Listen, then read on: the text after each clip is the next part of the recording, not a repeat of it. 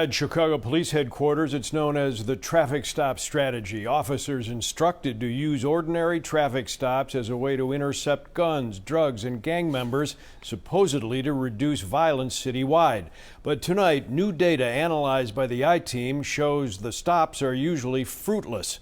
One reason why Cook County's outgoing state's attorney says a policy is needed to stop it. What violation have I committed? Because I'm on my way to work. Disgruntled drivers, along with civil rights advocates, have voiced frustration to the I-Team for years about so-called pretextual traffic stops, a new version of the old stop and frisk street search tactics, according to critics. These stops, for these minor reasons, are being made to give officers a reason to ask for consent to search a car or to fish around to find other criminal activity. Traffic stops are critical when it comes to addressing violent crime. But new police data obtained tonight by the I-Team show CPD traffic stops rarely resulted in any charges or even traffic citations last year.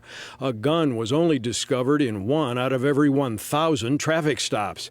And in 960 of those stops, or 96% in 2023, drivers received nothing but a verbal warning from officers. It is not having an impact on public safety. State's Attorney Kim Foxx tonight tells the I-Team that before she leaves office early next year, she wants traffic stop-based searches by police to be prohibited unless there is a public safety threat. Doing these searches, again, searches that have a disproportionate impact on Black and brown communities that don't net a public safety benefit, we should not do that. Do not roll the window. The traffic stop controversy recently came to roost here in East Garfield Park during the stop of 26-year-old motorist Dexter Reed. A tactical unit said it started because Reed wasn't wearing a seatbelt. Open the door now! Investigators with the Civilian Office of Police Accountability, COPA, say they believe Reed fired first, wounding an officer. Officers returned fire with 96 shots, killing him. COPA has called the basis for the traffic stop into question.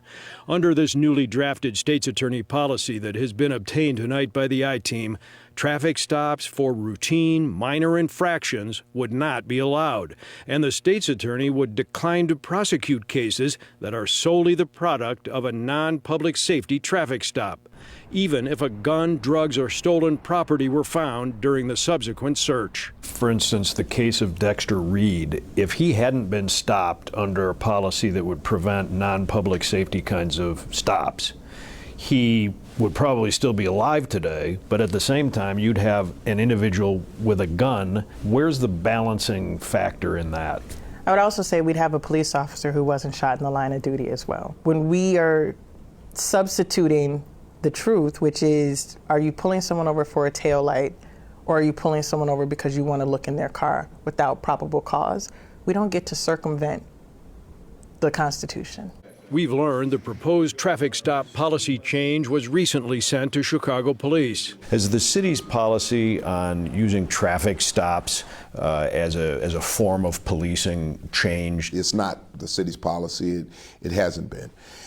It may have been an initiative by someone who thinks or who felt that that was a style of police work. For me, I see things differently. I'm more focused on violent crimes. What I'm looking for are those individuals who are in cars, who are looking to commit violent acts. If we're not doing that, then it becomes open season on our communities. Tonight, government sources have told us that officials in the state's attorney's office are now in talks with the city about that proposed policy draft.